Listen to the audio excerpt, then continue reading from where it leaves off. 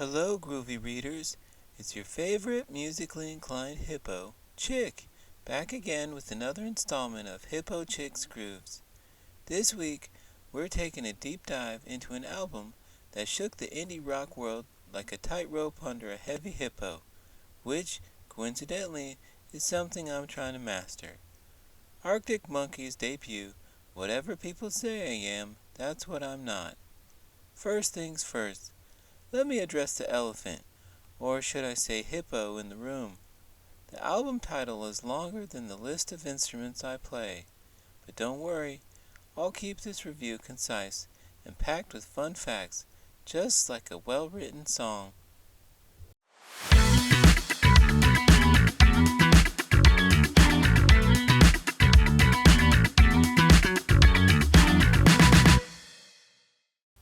The background.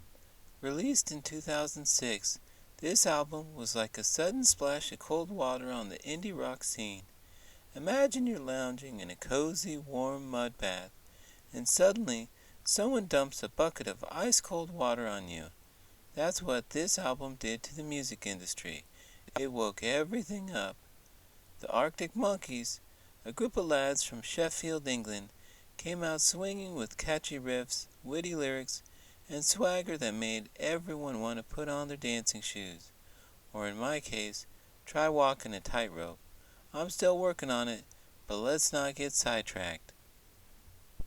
The tracks. Let's start with the opening track, The View from the Afternoon. It's a powerhouse of a song that sets the tone for the album. The drums hit you like a stampede of excited hippos, and the guitar riffs are so infectious they could make even the most stoic hippo tap their toes. Then there's I Bet You Look Good on the Dance Floor. This track is a high-energy romp that makes you want to jump up and dance, even if you're in a tiny claustrophobic room, which, let me tell you, is not my favorite place to be. The lyrics are sharp and clever, much like my tightrope walking instructor, who is very critical of my balancing skills. One of my personal favorites is Marty Bum. It's a slower, more melodic track that shows off the band's versatility. The lyrics tell a story of a tumultuous relationship, relatable to anyone who's ever had a disagreement over who gets the last piece of watermelon. The impact. The album didn't just make waves, it caused a tsunami. It became the fastest-selling debut album in British music history. It's as if I suddenly mastered the tightrope and joined the circus overnight. Unbelievable and utterly spectacular. Fun fact, did you know that the album cover features a black and white photo of a guy smoking a cigarette? That's Chris McClure, a friend of the band. It's a perfect representation of the gritty, raw vibe that the album encapsulates. And no, I'm not advocating for smoking, but I do appreciate the artistic choice. Final thoughts.